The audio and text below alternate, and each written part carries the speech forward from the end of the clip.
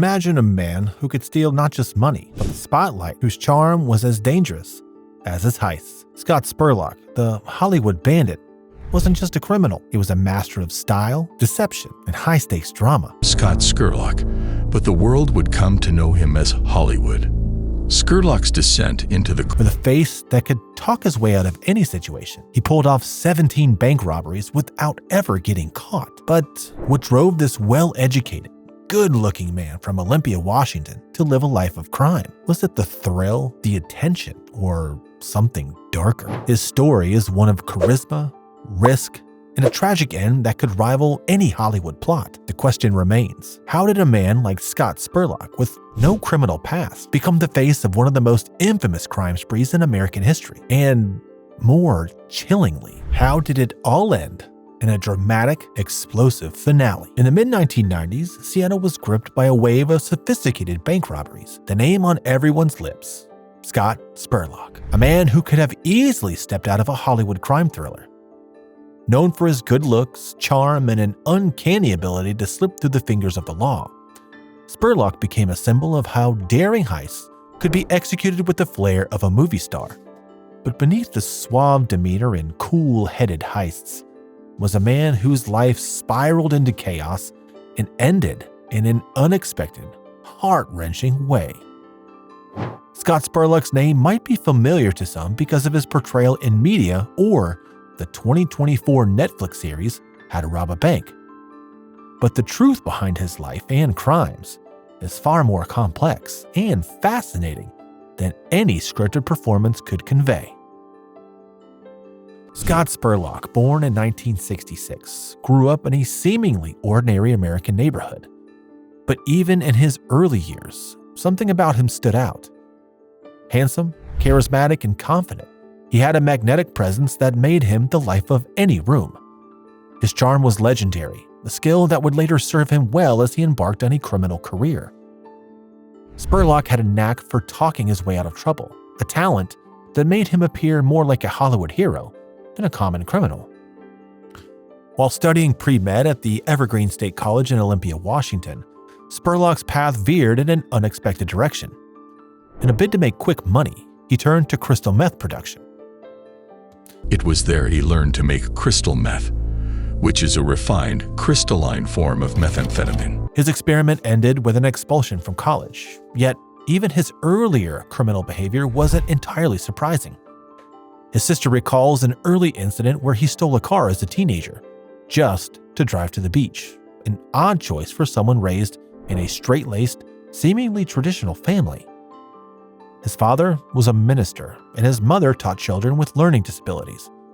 A picture-perfect upbringing, but perhaps it didn't quite align with the wild streak that was emerging within him. In his diary, Spurlock openly admitted, "My mind is like an undisciplined child that's gone wild." Those words would later reflect the chaotic life he would lead. Despite trying several jobs throughout his early adulthood, none of them seemed to satisfy his desire for something bigger. It wasn't long before Spurlock found himself drawn to the criminal world. His transition wasn't immediate, but once it happened, it was inevitable. In 1974, Scott Spurlock left behind the familiar rhythms of his past and headed for Hawaii to join his childhood friend, Kevin Myers. Together, they worked on a tomato farm, but the tranquil life of agriculture wasn't enough to satisfy their restless spirits. It wasn't long before the duo stumbled into a much more dangerous venture. They swiped a marijuana plant from a nearby farm, unknowingly setting themselves up for a disaster. Their employer, upon discovering the illicit plant, wasted no time firing the duo, forcing them to face the consequences of their reckless behavior. Spurlock's entrepreneurial skills were undeniable, and within no time, he had enough money to buy 20 acres of land. There, he built his dream, a sprawling, 3-story treehouse, a symbol of his escape from the mundane world and into his own self-created paradise. But the meth business wasn't just a side hustle. It became the engine that fueled his eccentric lifestyle. For over a decade, Spurlock dominated the drug trade, becoming a major distributor in the region, all while living a life of excess and luxury, funded by the profits of his illegal operations. But the life of a drug kingpin is never without its pitfalls, and in 1990, Spurlock's world came crashing down. His trusted drug distributor was brutally murdered, a loss that sent shockwaves through his operations and shattered any illusions of invincibility. This brutal wake-up call hit Spurlock harder than he expected, and within a matter of months, he realized the perilous path he had been on. The business he had built was crumbling around him, and it was time to get out. While Spurlock had always been prepared for such a downfall, keeping reserves of cash buried on his property, it didn't last forever. By 1992, with the weight of the loss still heavy on his heart, he knew he had to reinvent himself. The question loomed: how would a man like him, a former drug kingpin with a flair for the unconventional, reinvent his life once again? In the summer of 1992, Scott Spurlock, never one to shy away from the unconventional, found a new thrill and a new profession that would push him deeper into the world of crime. On June 25, 1992, Spurlock, along with his college friend Mark Biggins, orchestrated their first bank robbery. It wasn't your typical holdup. Spurlock, ever the master of disguise, donned heavy theater makeup and a prosthetic nose, while Biggins went all in with a plastic Ronald Reagan mask. The Seafirst Bank, now Bank of America in Seattle's upscale Madison Park neighborhood, became the stage for their daring heist. With the plan executed flawlessly, the duo made off with $19,971. No violence, no bloodshed, just a cool, calculated escape. The experience ignited a new passion in Spurlock for robbing banks. It was the most creative thing I've ever done in my life. One of Spurlock's accomplices, Steve Myers, would later say, "Finding the perfect bank to rob was like finding a piece of marble that's perfect for some image I have that I want to sculpt." But Biggins wasn't as hooked on the adrenaline rush as Spurlock. Deciding that the life of a bank robber wasn't for him, Biggins moved on to build log cabins in Darby, Montana, taking a step back from the criminal world. For Spurlock, though, the robbery was just the beginning. He had a taste for the dangerous life now, and it would take more than a single heist to satisfy him. So, just 2 months later, on August 14, 1992, Spurlock made his bold return to the same Seafirst Bank. This time, he was alone, armed with a handgun and ready to take things up a notch. He was no longer just a thief in disguise. He executed what would become known as a takeover robbery, a method where the robber assumes complete control of the situation. He entered the bank, took control, and walked away with $8,124. No one was hurt, but his aggressive, commanding presence caught the attention of the FBI, who quickly dubbed him the Take Charge Robber. It was clear that this was no ordinary criminal. Spurlock wasn't just robbing banks, he was owning the entire experience. Over the next 3 months, Spurlock's criminal activities escalated. His robberies grew bolder, more frequent, and more lucrative. On November 19, 1992, he and his accomplices pulled off one of their more lucrative heists at a different Seafirst Bank in Hawthorne Hills. The gang made off with a staggering $252,000, marking the end of an explosive spree. It was during the last robbery that the FBI, now fully aware of Spurlock's flair for dramatic disguises, changed his nickname to the Hollywood Bandit. His theatrical costumes, from prosthetic noses to Ronald Reagan masks, were as much a part of his identity as the guns he wielded. He was the most prolific bank robber in the Pacific Northwest. He's robbed 14 banks in Seattle since June of 1992. This case was spinning a little bit out of control. He was a smart bank robber. He became our #1 priority. What happened here reads straight from a movie script. His moniker was Hollywood Bandit, with his unmistakable style and nerve-wracking heists, became the talk of the town. Witnesses and bank surveillance footage painted a vivid picture of his theatrical demeanor. He was more than just a criminal. He was a character, playing his part to perfection. The FBI and police were now on high alert, and Spurlock's next move would become a matter of when, not if. But as the thrill of heists continued, so too did the danger. The stakes were rising, and Spurlock had to navigate a world that was closing in around him.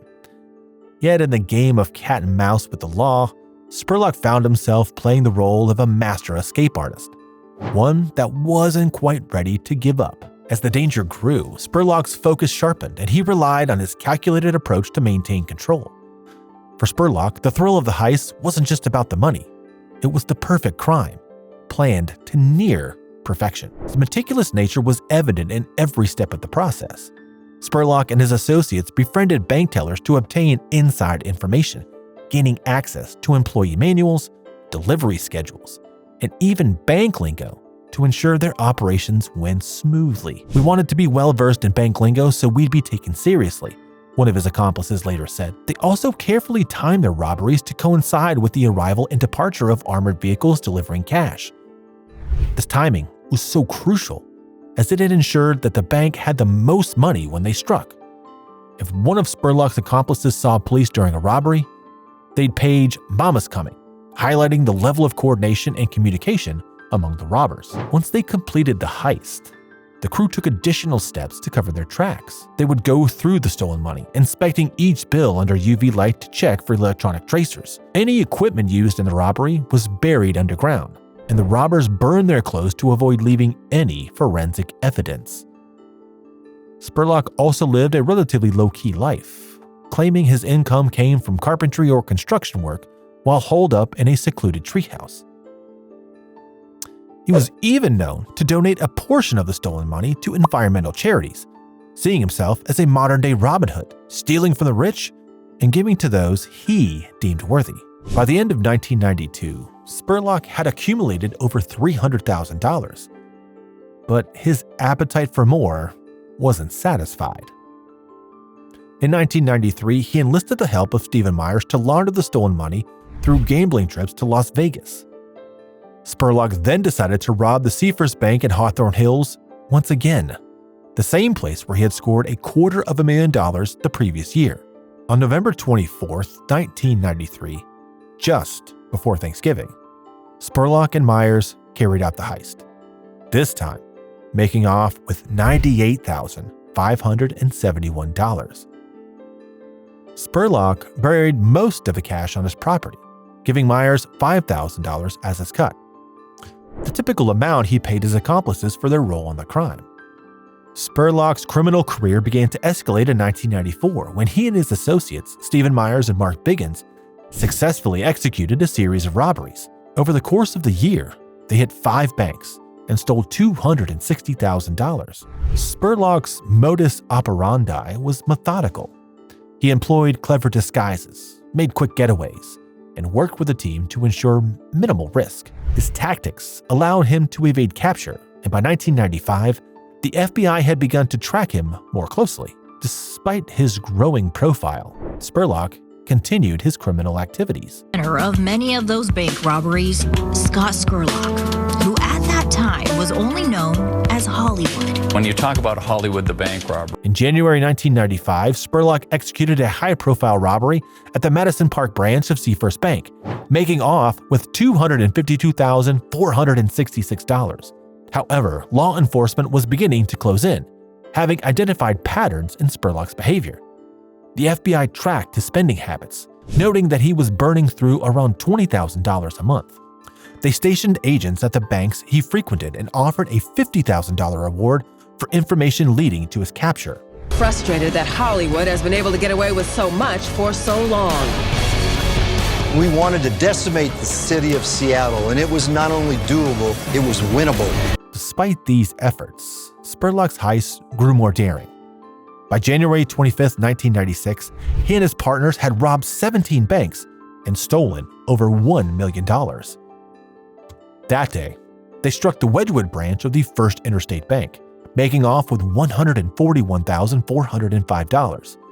Spurlock had become more brazen, spending up to 3 to 4 minutes inside the bank during the robbery, whereas most robbers would typically be in and out in under a minute. His calm demeanor and commanding presence intimidated bank employees, who often left the scene traumatized. In this case, Spurlock was assisted by Myers, who kept an ear on a police scanner and provided support from outside the bank.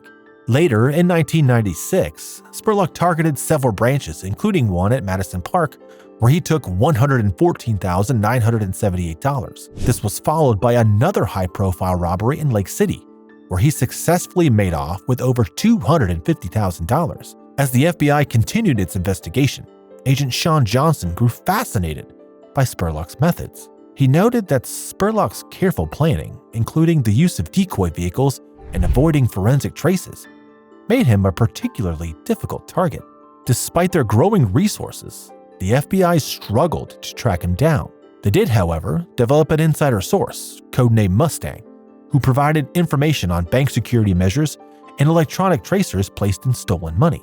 As the years passed, Spurlock became more obsessed with the adrenaline rush of the robberies, which overshadowed the money itself. His team planned more ambitious heists, even targeting 5 banks in a single 2-hour window.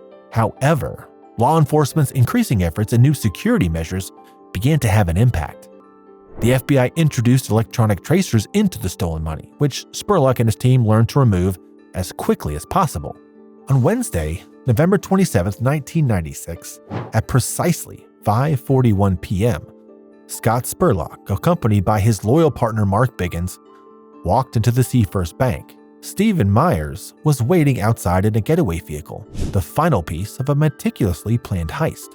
The moment they stepped inside, a sharp-eyed teller, briefed on the robbers' disguises, triggered the silent alarm, setting off a chain of events that would spiral out of control. The robbers moved swiftly, ordering everyone to the floor as Biggins kept them under the threat of a gun. Meanwhile, Spurlock entered the vault with the head teller, and in just a few short minutes, the duffel bag was packed with bricks of cash. 4 minutes, just 4 minutes, was all it took for them to make their escape. They strolled out of the bank as if nothing was amiss. But one vigilant customer had disobeyed their orders, following them to their getaway car. As he called 911 with a description of the vehicle, the hunt for the robbers was set in motion. The task force, despite having officers on alert, was caught off guard. The robbers had planned this heist knowing that the stormy weather and holiday traffic would provide the perfect cover for their escape. They abandoned their blue Dodge Caravan, swapping it for another Chevrolet Astra van, and began to make their getaway. Officers, acting on their instincts, began trailing the van, but by the time they realized what was happening, the robbers were already on the move. Inside the van, Spurlock remained calm behind the wheel as Biggins and Myers rummaged through the stolen cash, searching for any hidden trace of electronic trackers.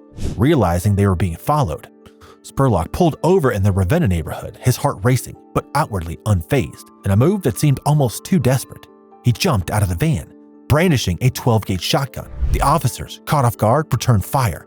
Spurlock didn't hesitate. The van sped away again, but the tension was rising. After several blocks, the van came to another stop. Myers leapt from the vehicle, shotgun raised, and fired on the officers. The situation was quickly escalating. As the van swerved through the streets, shots rang out from the inside. Spurlock, realizing the gravity of the situation, made a snap decision. He shut off the headlights, bailed out of the van while it was still moving, and vanished into the night. Meanwhile, the van crashed into a house, marking the end of the robbers' escape in that vehicle. Inside the van, officers discovered Biggins and Myers, both badly wounded. They found a disturbing arsenal: 2 12-gauge shotguns, a military M14, .308 caliber rifle, 2 9mm pistols, 3 Motorola radios, a police scanner, and a staggering $1.8 million in cash. Seattle paramedics rushed the injured men to Harborview Medical Center for treatment, but they weren't silent for long.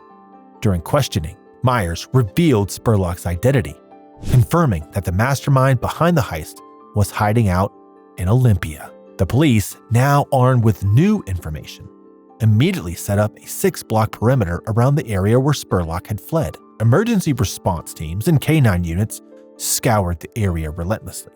But as the night wore on, Spurlock remained elusive. The rain hammered down and the wind howled, but the hunt was far from over. The next day, Thanksgiving, Robert and Ronald Walker were visiting their 85-year-old mother, Wilma, just 2 blocks from where Myers and Biggins had been caught. They had heard about the manhunt and the $50,000 reward and decided to check the backyard of their mother's home.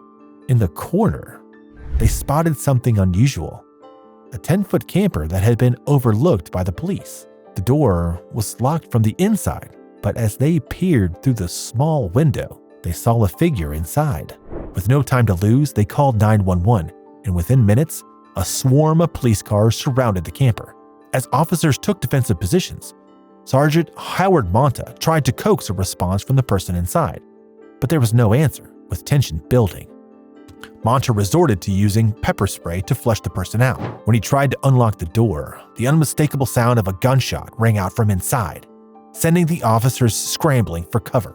Without hesitation, they returned fire. Over 30 rounds were fired into the camper, but the person inside remained silent.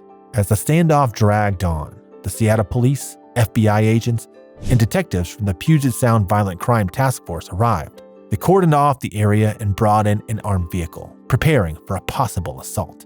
Hostage negotiators used a bullhorn in a last-ditch effort to make contact, but there was still no response. As the evening wore on, the tension reached a boiling point. At 6 p.m., ERT fired a tear gas shell into the camper, but the silence persisted. 20 minutes later, they launched a second shell. Finally, at 7:40 p.m., ERT officers, clad in gas masks, cautiously approached the camper. Sergeant Paul Madonna opened the door, and there, in the dim light, lay Spurlock's lifeless body. The 9mm Glock pistol and one empty shell casing next to him told the grim story. The King County medical examiner confirmed that Spurlock had died from a self-inflicted gunshot wound, though 6 other bullet wounds were found on his body, likely inflicted after his death. On Thanksgiving Day, the FBI, acting on information from Steve Myers, served a federal search warrant on Spurlock's home and property in Olympia. Inside, they discovered an arsenal of weapons, including handguns, a silencer, rifles, sawed-off shotguns, and ammunition. Agents also seized over $20,000 in cash, passports, and police scanners, along with a hidden room under the floorboards in a barn where Spurlock had stored his disguises and counted his stolen money.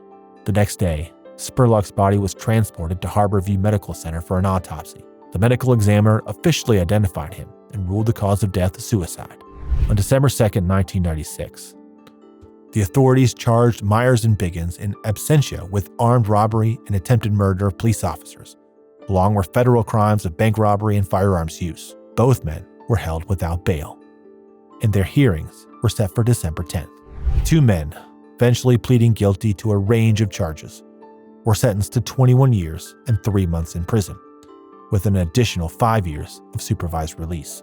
The sentences included an automatic 10-year term for the use of assault weapons against federal officers. Myers was released in 2013, and Biggins followed in 2015. Scott Spurlock, the infamous Hollywood Bandit, remains one of the most notorious bank robbers in U.S. history. With nearly $2.3 million stolen and a string of daring heists to his name, his life came to a tragic end in 1996, closing the chapter of his criminal spree. Despite his demise, the story endures, captivating the public as a reminder of how life can blur the lines between fiction and reality.